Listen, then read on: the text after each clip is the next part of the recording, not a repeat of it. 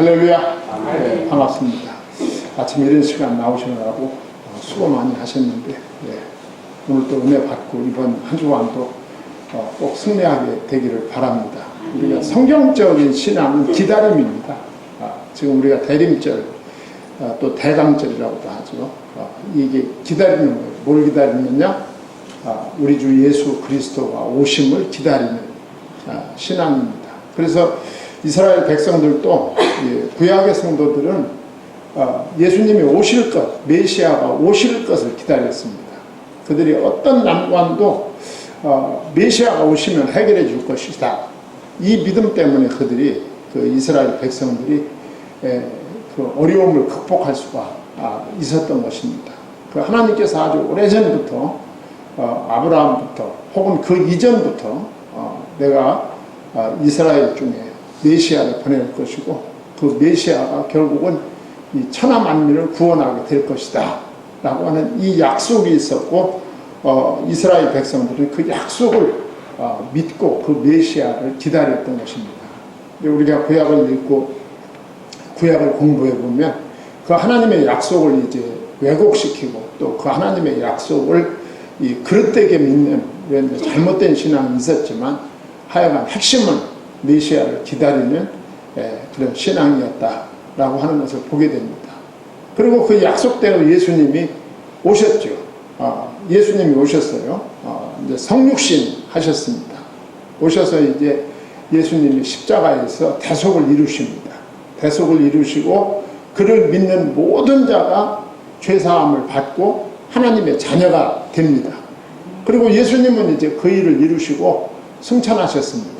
승천하실 때 예수님이 뭐라고 하고 승천하셨느냐면 너희들이 본대로 내가 다시 오리라고 약속하고 승천하셨습니다.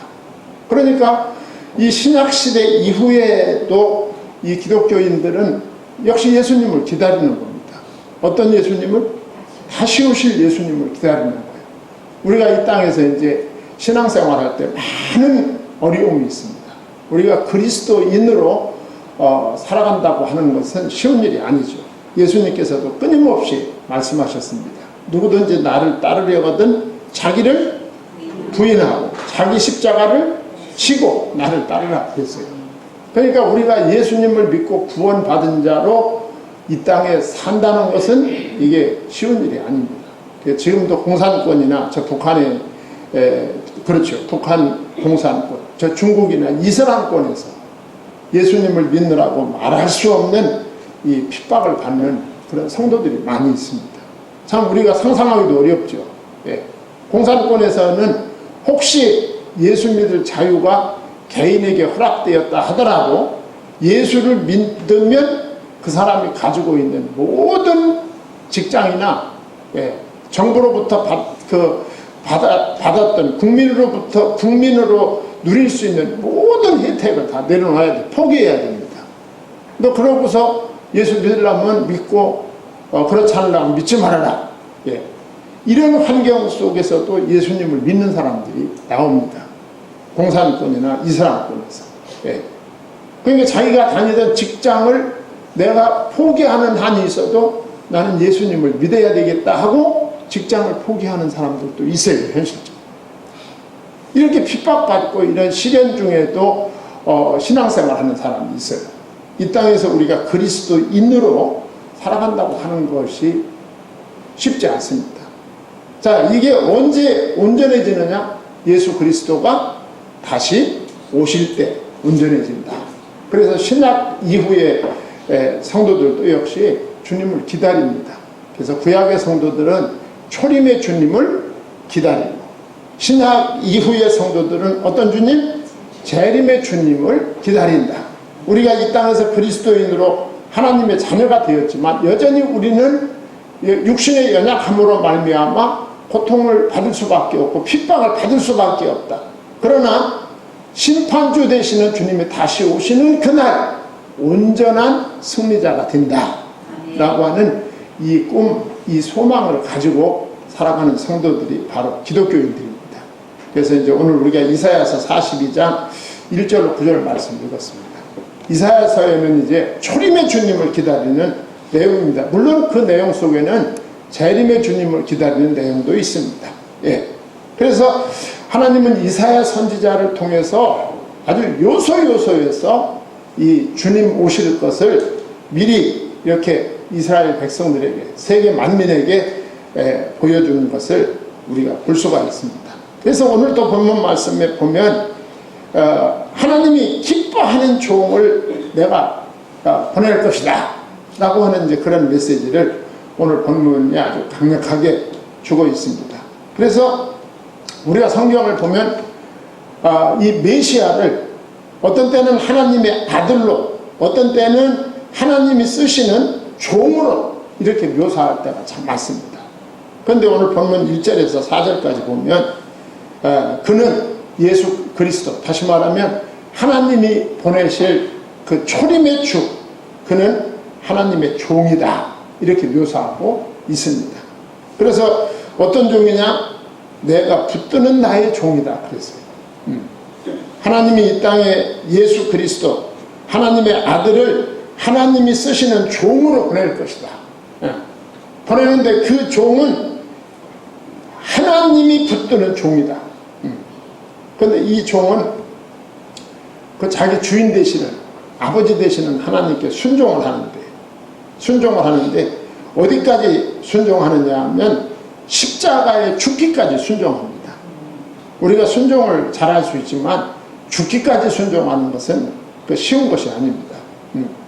죽기까지 십자가에 못 박혀 죽기까지 순종함으로 이스라엘과 이방의 구원을 성취하실 종, 이게 바로 내가 붙드는 나의 종이다.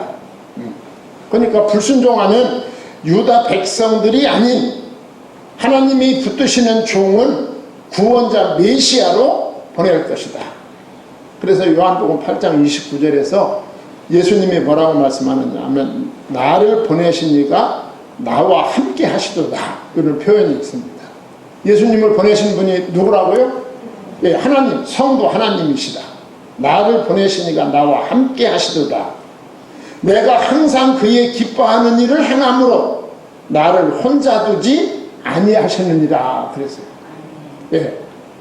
예수 그리스도는 성부 하나님이 보내신 종. 그래서 항상 예수님과 함께 하시는 하나님. 예. 그 예수님을 항상 하나님이 기뻐하시는 일을 행하시기 때문에 하나님은 아들 예수 그리스도를 혼자 두지 않으신다. 예수님께서 하신 말씀. 그러니까 예수님은 하나님이 항상 함께 하시는 하나님의 아들이요 하나님의 종이시다 라고 하는 것을 말씀하고 있어요. 그러면서 이제 이렇게 말씀합니다. 내 마음에 기뻐하는 자, 곧 내가 택한 사람을 보라 그랬어요. 그러니까 하나님이 보내실 메시아는 하나님이 기뻐하시는 자고 하나님이 택한 사람이다. 그러니까 하나님의 사람이다 그 말. 네. 더 가깝게 말하면 그분은 바로 하나님이시다. 하나님께서 기뻐하는 자다. 하나님은 그 아들, 다시 말하면 예수 그리스도를 보기만 해도 마음이 어떤 거야? 마음이 기쁜 거야. 여러분, 우리들도 하나님이 보시기만 해도 기쁜 하나님의 자녀들이 되어야 될 것입니다. 하나님이 보기만 해도 좋은 거야. 보기만 해도. 여러분, 그런 사람 있잖아요. 보기만 해도 좋은 사람이 있어. 보기만 해도. 그냥 보기만 해도 위로가 되고 보기만 해도 마음이 기쁘고 마음이 열리고. 예. 그런데 반대로 보기만 해도 기분 나쁜 사람 보기만 해도 그러면 안 되겠죠. 하나님이 보실 때 예수 그리스도는 하나님이 보기만 해도 하나님이 기뻐하시는 아들이었다. 기뻐하시는 종이었다. 그런데 그 메시아, 그 아들이 누굴까요? 바로 하나님이 택한 사람이다. 그랬어요. 바로 그 종은 예수 그리스도입니다. 이런 예수님은 하나님이 보내신다. 그 말이에요. 예. 그러니까 그 종은, 다시 말하면 그 예수님은 모든 면에서 하나님의 마음에 흡족한 사람이었던 거예요. 할렐루야. 우리들도 하나님이 보실 때 흡족한 하나님의 종들이 되기를 바랍니다. 그냥 하나님이 보시기만 해도 기쁜 거예요. 그냥 하나님이 보실 때마다 그냥 마음이 넉넉해지는 거예요. 이 예수 그리스도가 하나님에게 그랬다. 우리들도 하나님이 보실 때 그런 성도들이 되지 않겠습니까? 하나님이 보시기만 해도 좋은 거예요. 그래서 마태복음 3장에 보면 예수님이 세례 요한에게 세례를 받습니다. 기억나시죠? 세례 받죠. 처음에는 예수님이 그 세례 요한한테 세례를 요구하니까 세례 요한이 안 된다고 그랬어요. 아니, 내가 주님한테 세례를 받아야지 제가 주님에게 세례를 준다는 건 이건 말도 안 됩니다. 그러나 예수님이 내 말에 순종하라고 그러셨어요. 그 세례 요한이 순종을 합니다. 그 예수님이 세례 요한의 세례를 받는 순간 어디가 열렸어? 하늘이 열렸어요. 그리고 그 하늘로부터 소리가 납니다. 무슨 소리가 나느냐? 하늘로서 소리 있어 말씀하실 때 이는 내 사랑하는 아들이요 내 기뻐하는 자라 그랬어요. 예수님은 하나님에게 그런 분인 거야. 그런 분. 하나님의 사랑하는 아들이고 하나님이 기뻐하시는 분이다. 예. 제가 무슨 말 하려고 이렇게 계속 장황하게 늘어놓는지 눈치챘나요? 예. 예수님은 그런 분이다. 하나님이 보실 때 사랑하는 아들이요 하나님이 보실 때 기뻐하는 아들이다. 기뻐하는 종이다. 모든 면에서 하나님의 마음에 흡족한 분이 누구다? 예수 그리스도다. 그 말이에요. 여러분, 하나님이 보실 때 그런 하나님의 아들을 내가 믿고 그런 하나님의 아들을 내가 영접해 드릴 때 하나님이 나를 기뻐하실까 슬퍼하실까? 기뻐하시는 거예요. 네. 기뻐하시는 거죠. 또 마태복음 17장에 보면 마태복음 17장 하면 여러분들 떠오르는 게 있죠. 있습니까? 네. 17장 하면 예수님이 그 베드로와 요한과 야고보를 데리고 어디에 올라갑니까? 변화산에 올라가요. 변화산. 네. 그 변화산에 올라가서 기도하다가 예수님이 어떻게 됩니까? 변형이 됩니다. 변형. 그런데 이 베드로가 잠자다가 깨서 봤더니 예수님과 그 당시에 1500년 전에 하나님의 들림을 받았던 누구? 모세와 700년 전에 하나님의 또 부르심을 받았던 누구? 엘리야와 예수님이 셋이 앉아서 회담을 하시는 그런 장면을 아주 신비로운 장면을 보게 된 거예요. 네. 그때 하늘에서 음성이 들립니다.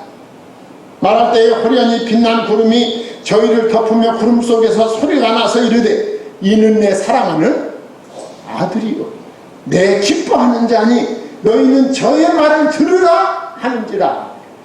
예수님은 이런 분이에요. 하나님이 보실 때 내 사랑하는 아들이요 내 기뻐하는 자다.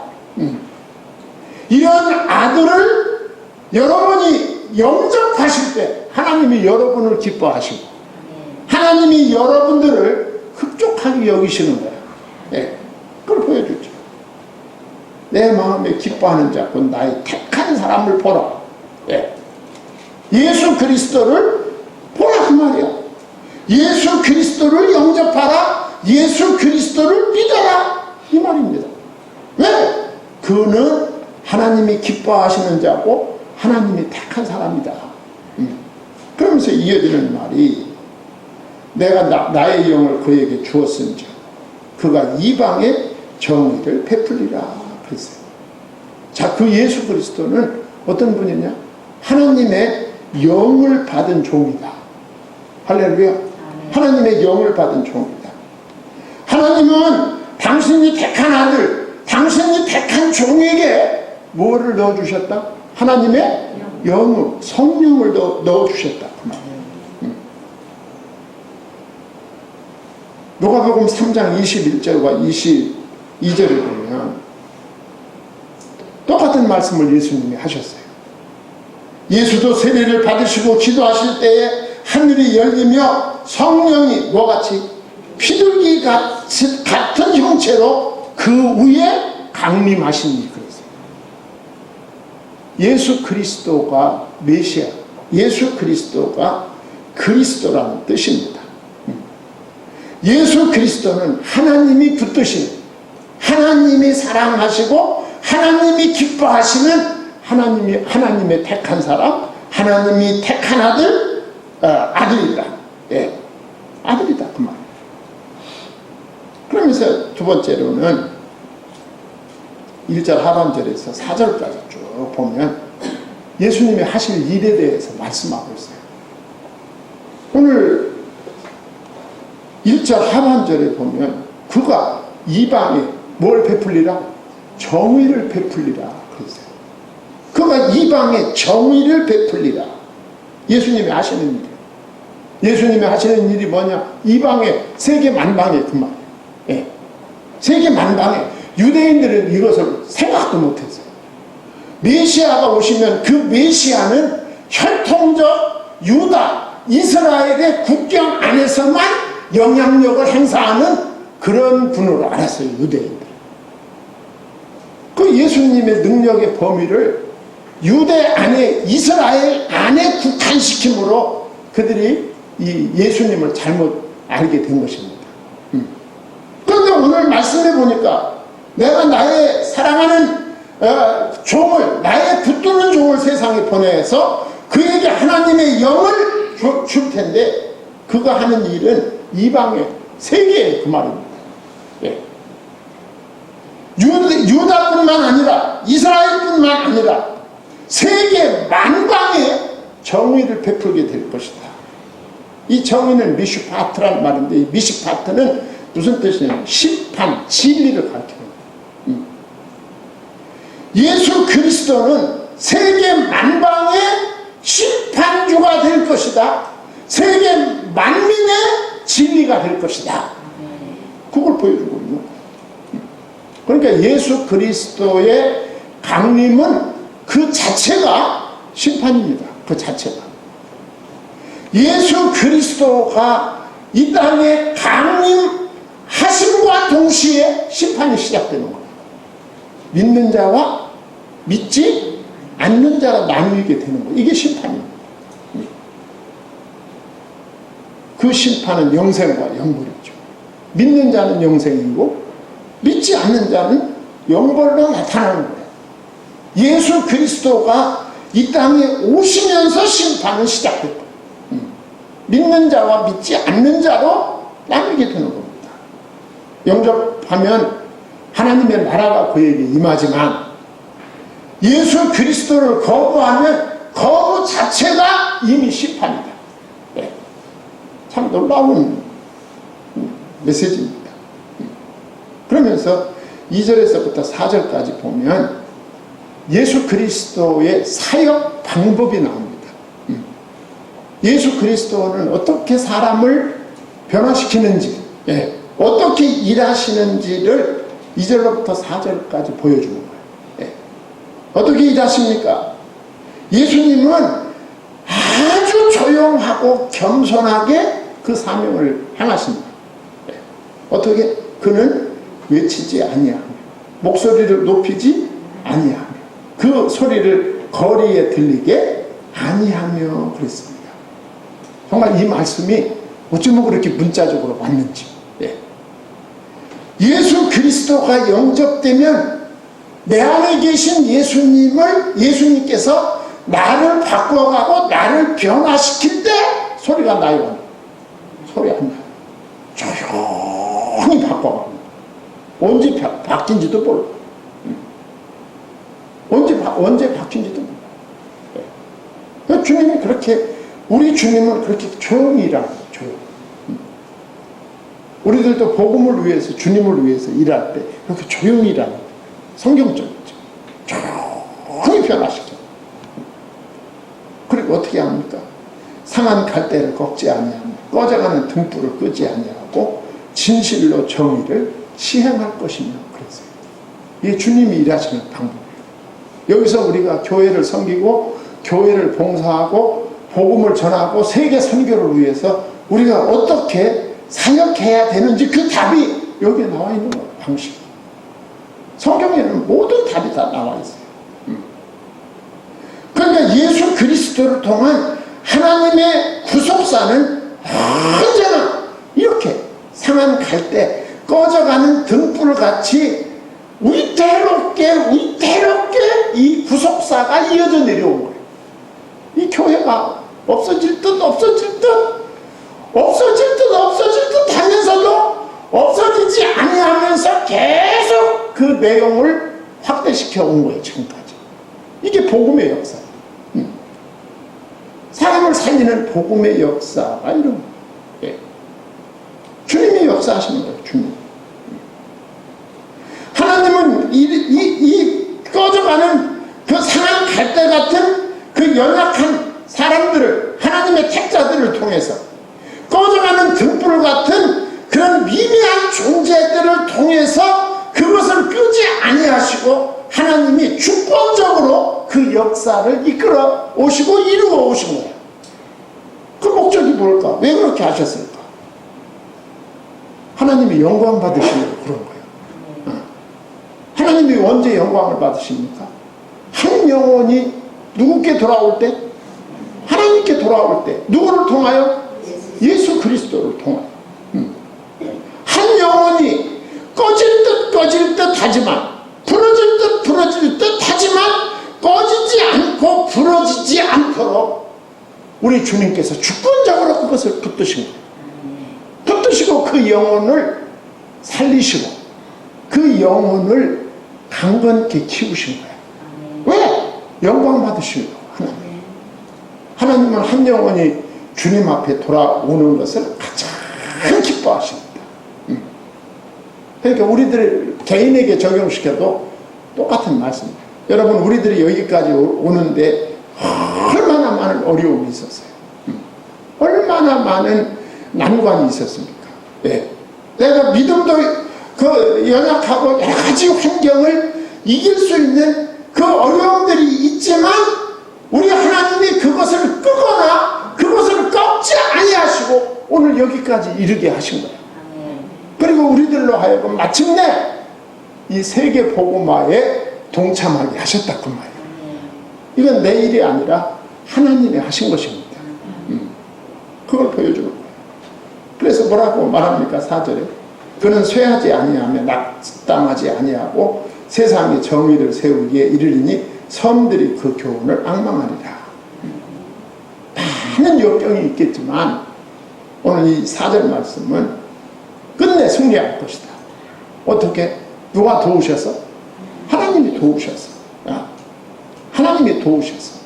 예수님은 또 하나님은 연약한 죄인들에게는 한없이 온유하십니다.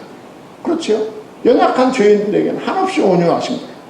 그러니까 상한 갈 때도 꺼져가는 등불도 끄지 않으시는 거예요. 그게 하나님의 온유하심이지. 그렇지만 하나님은 그 하나님의 선하신 목적을 성취하는 데는 약한 분이 아니다. 강력한 분이시다. 그래서 결국은 승리하게 하신다.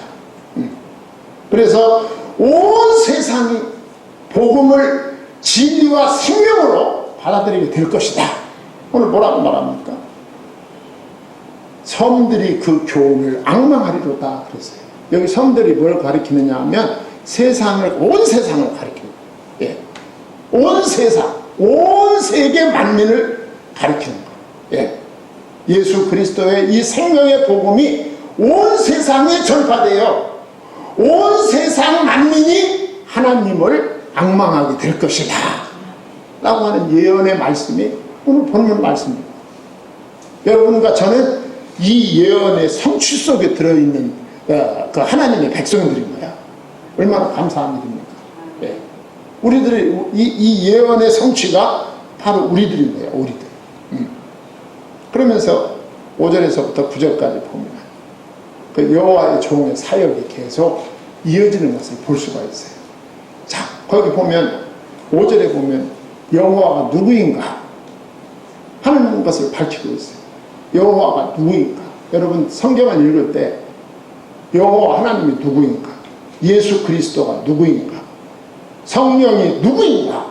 하는 이런 부분에 대해서 답을 주고 있어요. 그런 답이 나올 때 우리가 각각 그 답을 정리하면 우리 신앙생활이 정리가 됩니다. 그래서 오늘 5절에 보면 여호와 하나님이 누구인가? 여기에 대한 명료한 답을 주고 있어요. 예. 여호와 하나님은 우주와 만물의 창조주이시며 주관자이시다. 밝히고 있어요. 하늘을 창조하여 펴시고 땅과 그 소산을 내시며 그랬어요. 여호와 하나님이 누구십니까? 천지 만물을 창조하신 분, 천지 만물을 펴시고 섭내하시는 분. 여호와 하나님이 누구신가? 땅과 그 소산을 내시며 땅을 지으신 분. 여호와 하나님이 누구신가? 우리에게 아름답고 배부르게 먹을 수 있는 소산을 주시는 분. 아주 막 간략간략하게 말할 수 없는 방법으로 묘사하고 있습니다. 예. 뿐만 아니라 5절 중간에 자기 백성의 생명을 주관하시는 분. 땅 위의 백성에게 뭘 주시며? 호흡을 주시며. 이 말은 생명을 주관하신다 그 말이에요. 여호와 하나님이 누구신가? 사람에게 영을 주시는 분. 땅에 행하는 자에게 영을 주시는 하나님 여호와께서 이같이 말씀하실 때 영을 주신다. 이 영이라는 말은 생명, 영혼 이런 뜻을 가지고 있어요. 한마디로 말해서 모든 인생에 생명을 주시는 분이 여호와 하나님이시다 라고 하는 걸 보여주고 있어요. 그러면 그 여호와 하나님이 메시아를 보낼 텐데 그 메시아의 사명은 무엇인가? 6절에 나 여호와가 의로 너를 불렀음즉 내가 네 손을 잡아 너를 보호하며 너를 세워 백성의 언약과 이방의 빛이 되게 하리니 그랬어요. 그 종 메시아죠. 그 종은 언약의 중보자가 되어 이방의 구원의 빛을 비추는 사명을 가지고 있다. 아까 위에서도 말씀했죠. 예. 이방의 빛을 주겠다. 이스라엘 백성들은 메시아의 사역의 범위를 이스라엘로 국한시켰어. 예. 성경을 잘못 읽은 거지. 예. 그런데 하나님은 메시아의 빛, 생명의 빛, 이 구원의 빛의 영역을 세계 만방으로 온 세계로 하나님은 그 비전을 보여주고 있습니다. 예. 이스라엘이 율법의 언약을 깨뜨림으로 인해 결국은 새 언약을 주신 것. 그 새 언약이 누굴까요? 예수 그리스도죠. 그러면서 그 예수님이 하실 일 세 가지를 7절에서 말씀하고 있어요. 내가 눈먼 자들의 눈을 밝히며 갇힌 자를 감옥에서 이끌어내며 흑암에 앉은 자를 감방에서 나오게 하리라. 여기 세 가지가 있어요. 첫째로 예수님이 무슨 일을 할 것이냐? 소경의 눈을 밝히는 것. 예. 이 말씀은 예수님이 실제로 물리적으로도 우리가 이제 복음서에 보면 예수님이 오셔서 그 실로암에 가서 그 눈을 뜨게 해주셨죠. 육신적으로도 눈을 뜨게 해주셨어요. 예수님은 그런 능력이 있어요. 예수님은 우리의 육신의 질병을 고칠 수 있어요. 우리의 육신적인 맹인을 고칠 수 있어요. 그렇지만 오늘 내가 눈먼 자들의 눈을 밝히며 여기 눈먼 자는 하나님의 말씀을 깨닫지 못하는 자를 가리키는 거예요. 하나님은 하나님의 영을 사람들에게 넣어주셔서 결국은 그 영적인 눈이 열려 하나님과 그 말씀을 깨닫게 해주실 것이다. 하나님의 말씀 중에서 누구를 만나게 해줄 거다? 예수 그리스도를 만나게 해주실 것이다. 그걸 보여주고 우리가 성경을 백날 읽어도 성경 말씀 속에서 예수님이 발견되지 않으면 성경을 좀 더 읽어야 돼요. 그 다음에 예수님이 하실 일이 뭐냐? 감옥에서 이끌어낼 것이다. 여기 감옥이 어떤 거예요? 감옥에서 예수님은 실제로 물리적으로 이끌어낼 수 있습니다. 사도행전에 다 나와 있잖아요. 사도행전 2장에 보면 어떻게 됐어요? 베드로가 감옥에 갇혀있을 때 하나님이 이끌어내 주셨어요. 사도 바울이 감옥에 있을 때, 빌립보 로마 감옥에 있을 때 하나님은 실제로 사도 바울을 감옥에서 이끌어내 주셨어요. 하나님은 역사적으로 실제적으로 그런 일을 하실 수 있어요. 그러나 오늘 본문은 그보다 더 깊게 더 넓게 말씀합니다.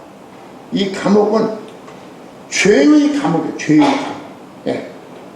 우리가 죄의 노예 상태에 빠져있는 나를 하나님이 보내신 메시아 예수 그리스도를 통해서 그 죄와 저주와 사망으로부터 해방시켜 줄 것이다. 예수 그리스도의 해방은 훨씬 더 깊고 넓은 그 범위와 능력을 가지고 있습니다. 그 다음에 예수님이 하실 세 번째 사역이 뭐냐? 흑암에서 나오게 하는 것입니다. 할렐루야. 흑암에서 나오게 하는 것.